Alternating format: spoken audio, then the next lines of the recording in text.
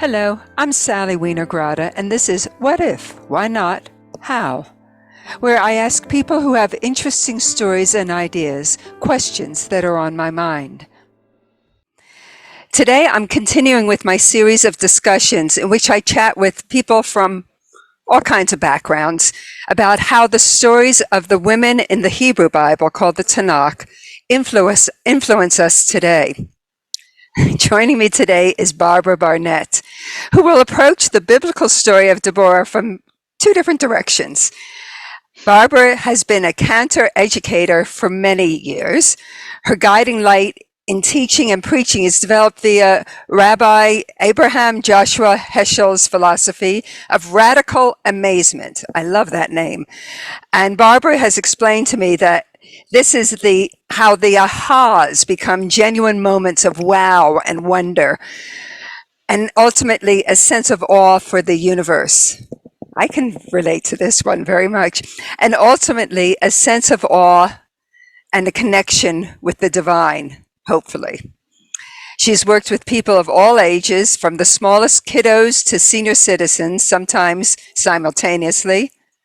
Barbara's also an accomplished speaker and writer, and so she's also going to be approaching the story from the storyteller's point of view. She has 2 novels under her belt, published by Pyre and distributed by Simon & Schuster, as well as a large portfolio of pop culture journalism.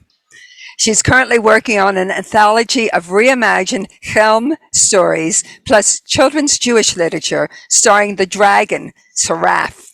I love that name. Welcome, Barbara. Thank you. Thank you for having me on. I love having you on. I have to say, full disclosure, Barbara's a friend, and we've roomed together at various conferences, so we always enjoy each other's company. Before we get started, Barbara, could you explain to the audience briefly what Chelm stories are?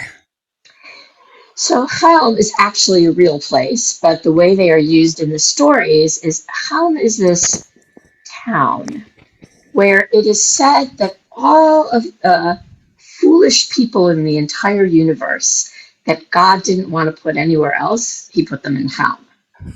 He or she, God put them in Helm. And they have dilemmas just like any other town or group of people.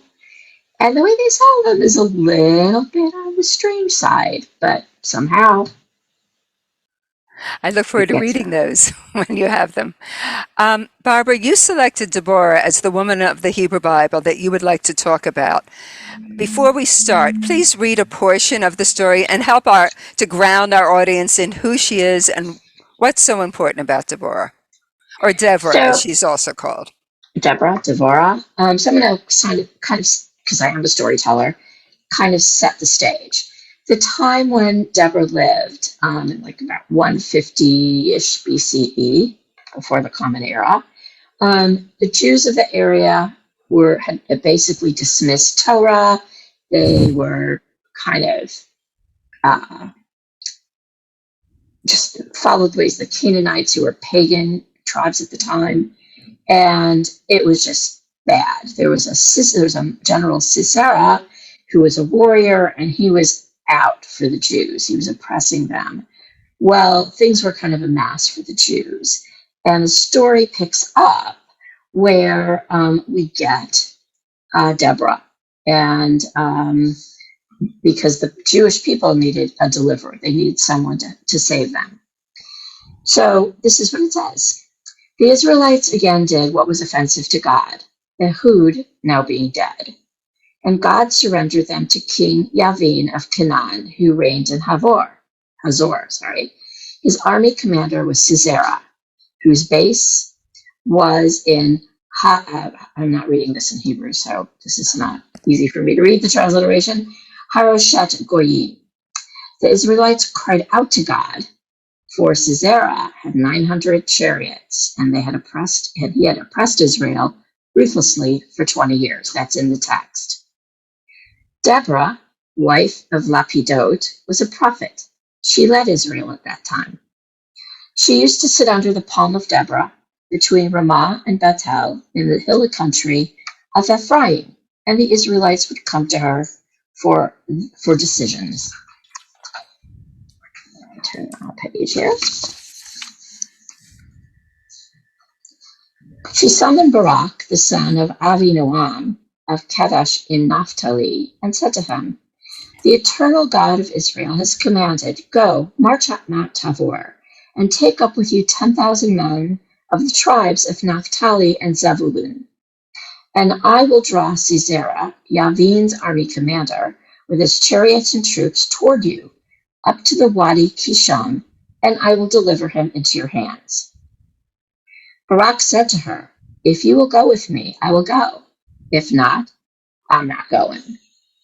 "Very well, I will go with you," she answered. "However, there will be no glory for you in the course you are taking.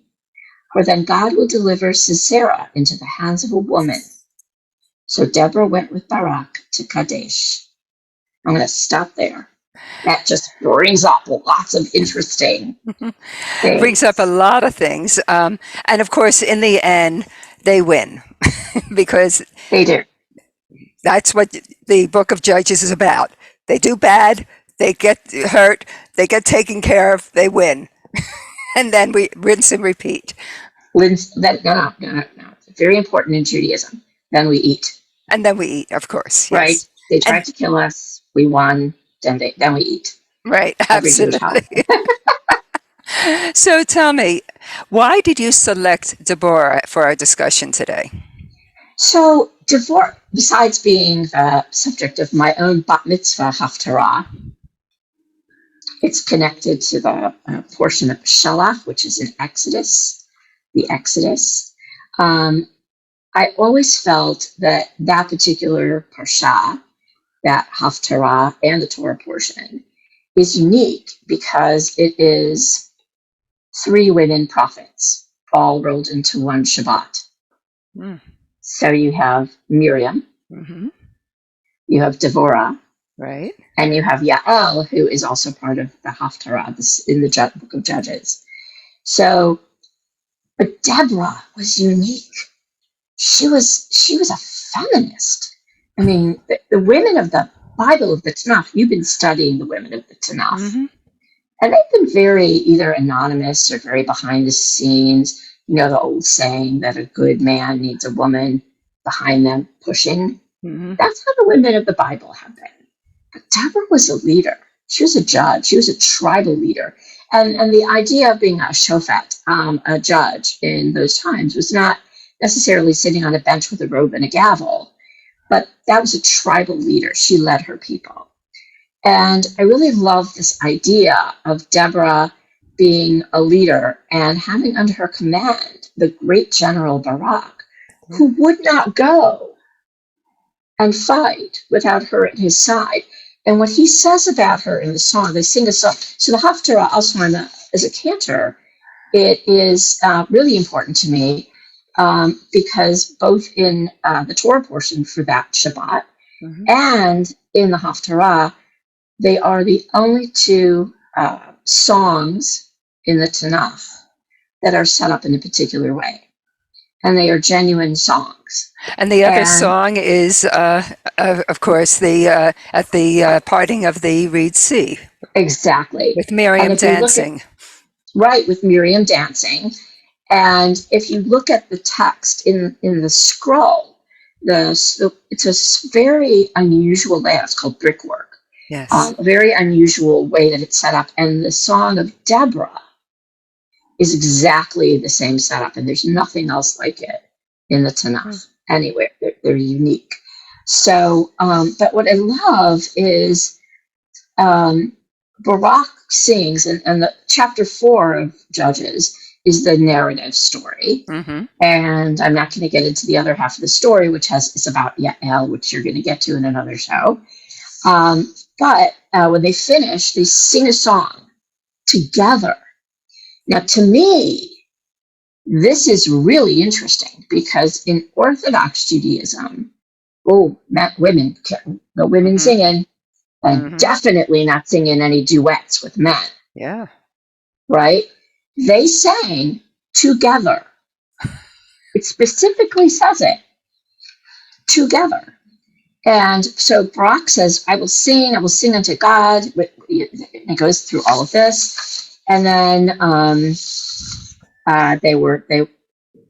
the favors went by roundabout paths. In other words, things went bad for them.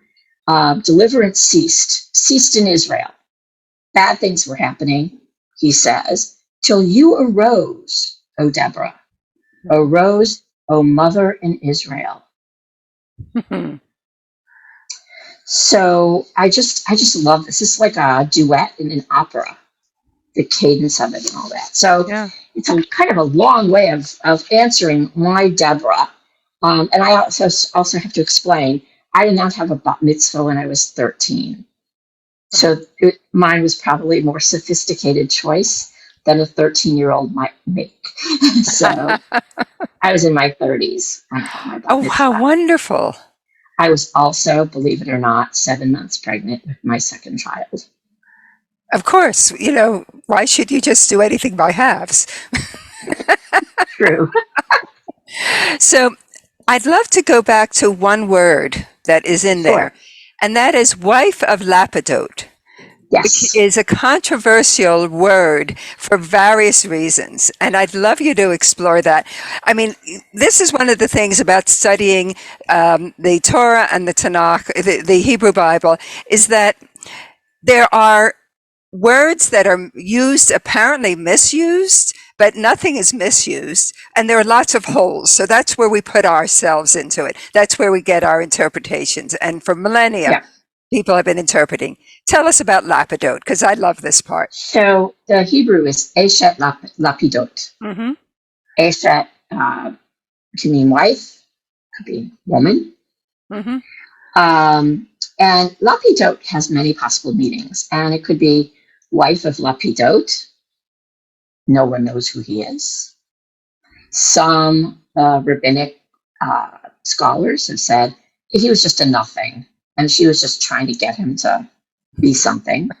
That sort of wife pushing behind man, minimizing Deborah's meaning. And some would say, okay, wife of Lapidot. She was kind of like the matron over the town of Lapidot. Yeah. Or Lapidot are torches. Mm-hmm. So one interpretation, one that I find really compelling, is she's a fiery woman. She's a woman with fire in her blood and fire in her eyes. And but we don't know. And we also don't know how Deborah became a judge. But Eshet Lapidot, and there's many different ways to explain it. It's funny because I went into Safaria, which is one of my favorite places to dig. Safaria.org is just a great resource, actually, for all kinds of sacred texts. Or not. I mean, I'm doing a novel, maybe, on demons. And I've been looking at Jewish demons and Jewish magic. And I've been looking, I just, put in the search thing, magic. How many hundreds and thousands of references Not as did you many find? as you would think. Not as many as you would think. But I was led to an extremely good source that did have a lot. Oh, great. But anyway, so Lapidot. So that's what the Lapidot thing is. I have also heard some people claim that it could be her passion for her work, her passion, that, as you said, the fiery woman. But there were questions about whether Lapidot is a man or a woman. Yes. Well, I haven't heard that so much. Because is that a feminine word or a masculine word, Lapidot? It's feminine plural. That's what I thought. Yeah. And Lapidot, I find and I can see where feminist interpreters might, maybe Lapidot, she's the wife of Lapidot. Now that makes a really interesting cultural diversion. I think she's controversial enough without even bringing that in. But it was interesting. There's another, in the Talmud, it says, Deborah was a prophetess, a woman of flames. This is Talmud, right? Eshet Lapidot. What is meant by a woman of flames? And I'm reading from Talmud. Because she used to, okay, this is a part of it that did not sat well with me, because she used to make wicks for the temple. Oh, excuse me. And so she sat under the palm tree, her palm tree, making wicks. Why? Because she wanted to give them to her husband to bring to the temple so Oh. he could be a big deal. But she was sitting under her palm that she was famous for sitting on because all the Israelites would come to her for a judgment and for Right. advice and such. Well, and it's interesting, the suggestion that she was sitting under her palm trees also suggested not only was she a judge, not only was she a tribal Yeah. leader, not only was she a warrior, she was very financially independent. Yeah. Yeah. Actually, she would have to be able to achieve what she does without having Right. to do the other work that would be necessary for survival. For Yeah. sure. What I also find fascinating in the narrative, because the text is usually so patriarchal, that there's no hesitation. There's no sense of that this is an exceptional situation. There's no Right. hints of surprise that a woman was in charge. Right. And that I find actually rather surprising, given the way women are handled throughout all the other stories, or Right. just And that's about all why, the other stories. and that's why Deborah's so compelling to me. Yeah. Is because her, yes, Miriam was given a place and even a certain amount of power, but not like this. But she was punished for speaking up. Well, she was punished for speaking up. Okay, now we're doing a little bit of exegesis here, a little bit of interpretive work, because there's a lot of ways to interpret it. Yeah. She spoke up derisively against the mixed marriage of her brother. But so, she wasn't alone in bad mouthing Moses. Her other brother Aaron was there too, and only she was punished. This is true. Yeah. But we don't want to get into Miriam. No, we won't get into Miriam. It's so easy to just go all over the place. I'd like to do a little bit of midrash with you, which is interpretation, essentially, that has been going on ever since Jews got together to talk about the Tanakh. Victory always has a cost. Here's a woman in a patriarchal society who has reached a certain level, and I wonder what the cost might have been for her. As a woman, as a leader, not, in various things. Like she was responsible for a lot of deaths. She was responsible for victory, yay, hooray, kind of things. What do you think might have been her cost? Knowing that Deborah may not actually have been a historical figure. Yeah, well, yeah. But you're a storyteller. You can make up something. I'm a storyteller, right. I think that we don't hear about children. No. We don't, unless you take Lapidot as being her husband, which I do not. We don't, and if she did have a husband, she wouldn't have owned anything anyway. Mm-hmm. Right. So I think family might have been a cost, even though she is proclaimed to be either Barak, or they proclaim her to be a mother in Israel. Mm-hmm. Or is it a mother of Israel? Well, it's the text. Do I have the text? I have the Hebrew text. What it says, hold on. I love talking with scholars. Well, I don't know how much of a scholar I am. More than I am. Yes, okay. Mother in Israel. Okay, so it is in Israel. Yisrael. Right. Yeah. Arose mother in Israel is the way JPS translates it. Mm-hmm. Your mileage may vary depending on the Bible you're using. So you feel that she would have had to sacrifice her personal life as women today do when we want to Yeah. achieve certain things very often. Not every woman can be a mother and a professional and involved in community and. So one looks at Deborah in this way. That's what I've always wondered. Well, it's interesting. I just want to bring in something, an Yes. earlier writing of my own. I wrote a chapter in a book called Spiritual Pregnancy, Oh, and it yes. was called the 9 Month Sukkah.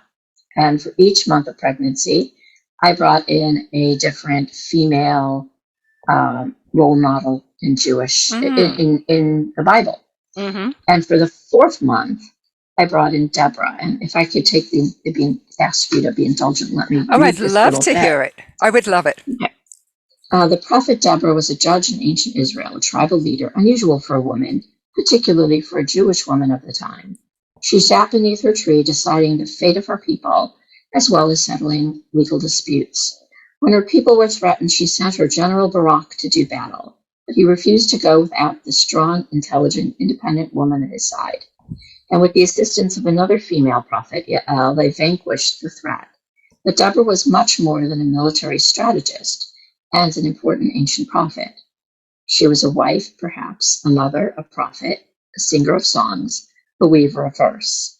In her biblical song, she refers to herself, or Barak does, as a mother in Israel, clearly a woman trying to reconcile her professional duties with her nurturing maternal nature. She is the perfect guest for the fifth month of pregnancy, not the fourth, as I said, a time when you may also begin to feel the sometimes opposing pull of motherhood and career. Oh, I love it. Very And well then I done. wrote, Yes. and then I wrote a meditation surrounding that. Mm-hmm. Do you want me to cut there? Do you want me to read that? Oh, please read it. Yes. Okay. As I dwell surrounded by my sukkah and surround the sukkah that dwells inside me, the Shekhinah, the divine presence, spreads her wings upon us from above as we invite the prophet Deborah, whose brilliance vanquished armies, whose lyrical song carries the spirit of the divine. Called Woman of Torches, she lit the halls of the House of Study way for those who wish to learn and acquire understanding. But she referred to herself as a mother in Israel because Mm-hmm. despite her accomplishments as a judge or military strategist, in her heart, soul, and spirit, she was a mother. Praised are you, Shekhinah, whose divine presence illuminates the universe, granting me the ability to find balance between the mundane daily life and the exquisite extraordinariness of the life developing inside my sukkah. Let the brilliant light from Deborah's torches help me to be wise and smart, gentle and strong. Praised are you, Shekhinah, who grants me understanding to distinguish between the ordinary and extraordinary, the common and the divine. Marvelous. Beautiful. Two words I would like to clarify for our audience. Sukkah is. So a sukkah is a temporary, fragile dwelling place Mm-hmm. that Jews build and live in later in another month and a half. And we live in them for a week or eat in them, but they're very fragile. They show the fragility of life, but a very important part of that is the idea that we welcome guests. Every night we welcome guests Mm-hmm. into our dwelling place, just as Abraham and Sarah did, and it's like all connects together. Right. But we want to welcome people. We want to show them hospitality. And part of that is inviting in each night of the week-long holiday different patriarchs and matriarchs. Right. And so, yeah. And also, it's actually part of the harvest celebration. Yes, And right. so it's that you would build a booth, a sukkah, in the fields to be near nature, be near the bountiful harvest. So there's also the fertility issue there that's Right. quite rich. The Shekinah is the female aspect of Hashem, One of of, the of many. God. Yes, Yes. but it's the one that we reach for so much. At least Yeah. as feminists, and it's just, Yeah. and it's a more spiritual rather than a law um, a law-giving figure. It's a spiritual, personal, embracing. Right. It really speaks of the spiritual. There's another feminine aspect of God that I always love, which is Rahum, which is compassion. And Yes. the word Rahum derives from the word Racham, which means, do you know what it means? It means womb. Okay. No, I didn't know that. I'm just studying my I know. biblical Hebrew at this point. I'm All right, I learning, know. but I know. It means womb, and I it love gets it. back to this idea of being a mother in Israel, a mother. So, but yeah, so this she was had a guest in this not one every day, but of this 9 months of pregnancy. I invited in a Lovely. guest. Lovely. It's a beautiful concept. And where would somebody find that book? What's This it book called? is called Spiritual Pregnancy. It is by Sean Tassoni and Catherine Lehrer, and it's out by Llewellyn Wonderful. Llewellyn Worldwide. Wonderful. It was Now, published in 2015. at the end of the whole narrative, there's a completely different woman that we encounter. She's far more passive. She's the mother of Sisera, who's the slain general of the Israelites' enemy. Why do you think she's included in this story? Um, Women know when their families go too far, don't they? She's like, you only got what you deserve, son. I think she's in there. I don't know who technically wrote Of this course. book of this.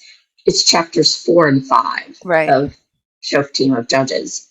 Shofet is a judge. This book of Judges, chapters 4 and 5, and I sus- I suspect it might have been a woman, and then sort of a George Eliot character. That would explain why there's no sense of surprise that a woman's in charge. She's in charge. She's given. They're all given names. Yes, yes. They're And that, given names yeah. and power of one kind or another. Mm-hmm. Even Sisera's mother, Yeah. and even though she's passive, but I think that I never really thought about that before. But maybe these 2 chapters were written by women. That would be nice to believe, wouldn't it? I want a time capsule so I can go back and find these things out. Yeah. Now, taking a wider perspective, how do you feel Deborah has influenced you as a woman?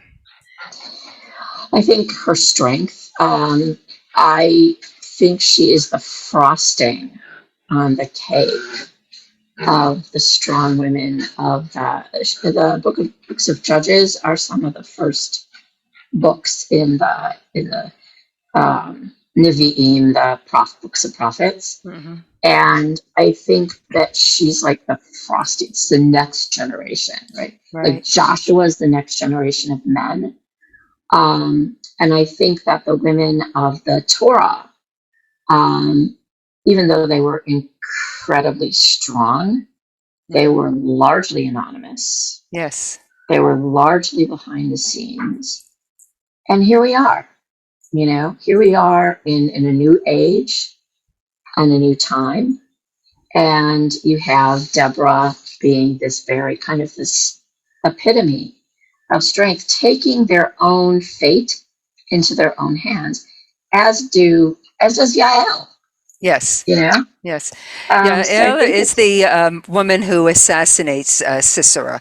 And I have a video discussing her with FDL that I'll link to here also.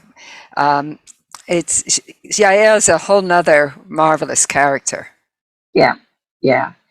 I wanted to just touch on a couple of things, some notes I took.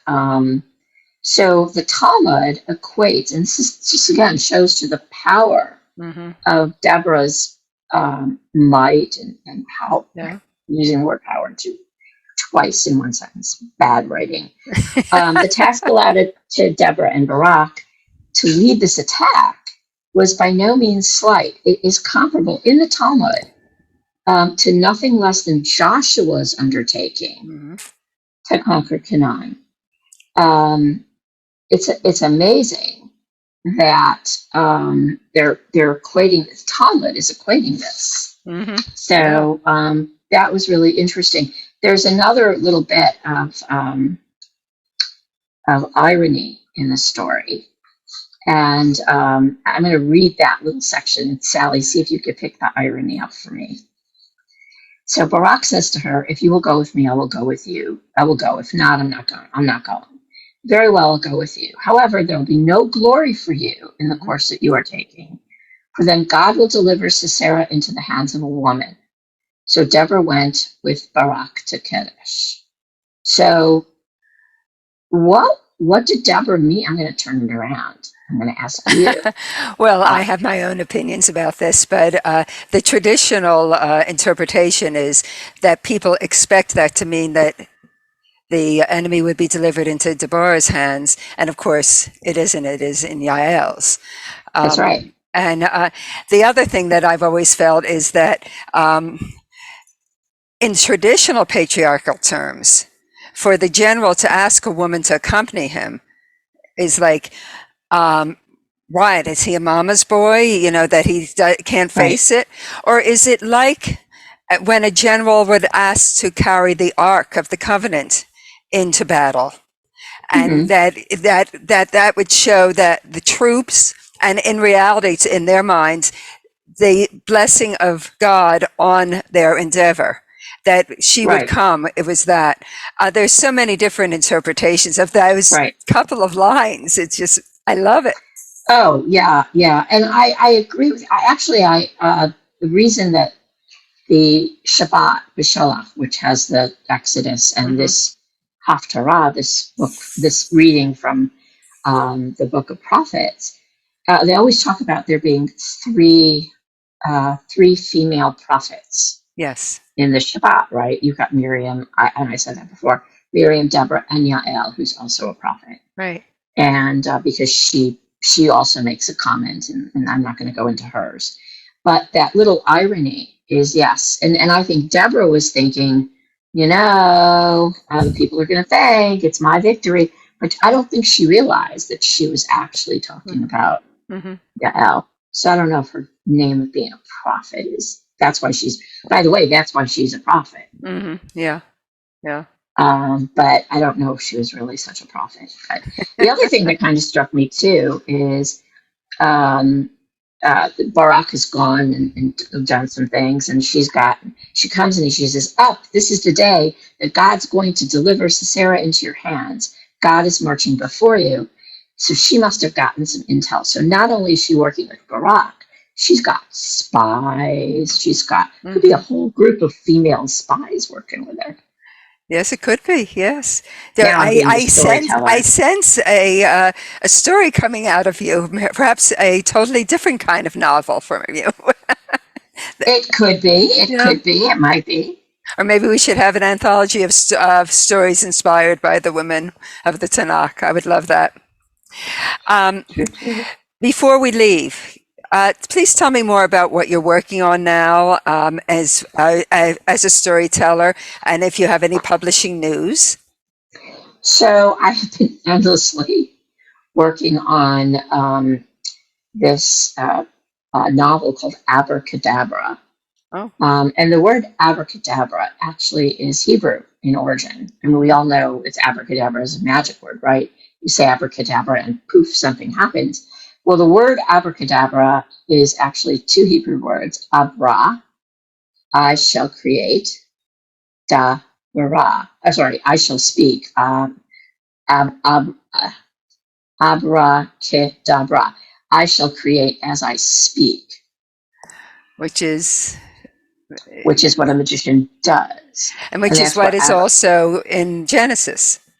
Exactly. Yeah. So that is why abracadabra is such a cool word. Yeah. But so I've been working on this book endlessly, and the reason I have been is the situation in this country is I write slightly dystopian stuff, Mm-hmm. And every time I write, and I've got demons, right? The demons have come, and they're doing demon stuff. And it's like there's this hero, and and it's like every time he does, it's like I envision what my demons are doing. The situation is much worse here than it is in my story. So then I switched and I wrote this children's story called Dragons Passover, featuring my dragon Saraf, which is one of the dragons in the Torah. And I wrote one, and then it's been submitted everywhere. It hasn't been accepted anywhere yet. One big publisher said, "Well, this is great. It's too long for a chapter book, and too long for a picture book, too short for a chapter book. So if you can cut this 3,800 word story down to like about 800 words, Oh my. we'll take another look." And I did that. I did. I actually did. It's 1,000 words. It's not 800. But it's and so then I started. Then I decided I was gonna how much I loved home stories, and so I started writing a story. And I was like thinking about bagels one day, and I was like, well, what if in the village of Ham there's this bagel baker, and his name is Beryl, and he's got these bodacious bagels, Beryl's bodacious bagels.